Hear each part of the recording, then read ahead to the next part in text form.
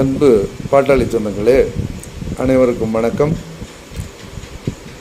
1987 தொடைசாலை மறியலுக்கு பிறகு 20% ஒதுக்கீடு மிகவும் பிற்படுத்தப்பட்ட வகுப்பினருக்கு வழங்கப்பட்டது.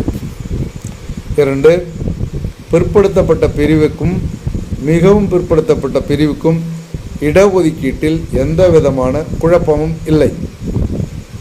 3, ரவீந்திரன் துரைசாமி, காந்தராஜ் போன்றவர்கள் தாங்கள் பிறந்த பிற்படுத்தப்பட்ட பிரிவிற்கு இடஒதுக்கீடு கேட்டு வேண்டுமானால் போராடலாம்.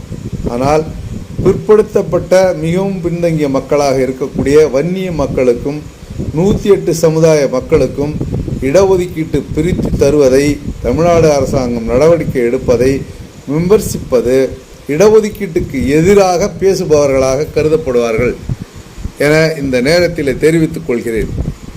அவரவர் இடஒதுக்கீட்டிற்கு அவரவர் தான் சார்ந்த சமூகத்துக்கு பாடுபடுவது தவறில்லை.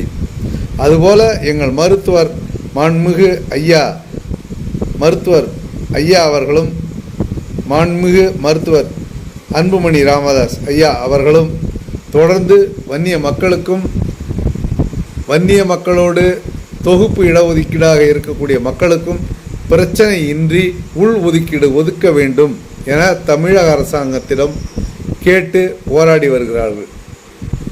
அதுபோல பிற்படுத்தப்பட்ட பிரிவில் இருக்கக்கூடிய ரவீந்திரன் துரைசாமி எந்த சாதி சங்கத்திற்கும் தலைமை வகிக்கவில்லை, எந்த ஒரு சமுதாயத்துக்கும் இடஒதுக்கீட்டுக்காக போராடவில்லை என்பதை உணர வேண்டும்.